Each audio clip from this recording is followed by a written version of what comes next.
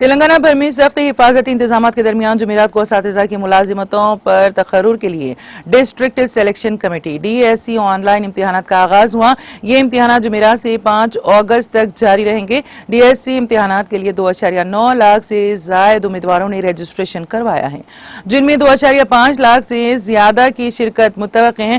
ریاست میں 2017 کے بعد سے یہ پہلا DSC امتحان ہے۔ جملہ 26,000 امیدوار ہر روز حاضر ہوں گے۔ ہر سیشن میں 13,000 امیدوار ہوں گے۔ محکمہ اسکول ایجوکیشن نے تمام 14 اضلاع میں 54 امتحانی مراکز قائم کیے ہیں۔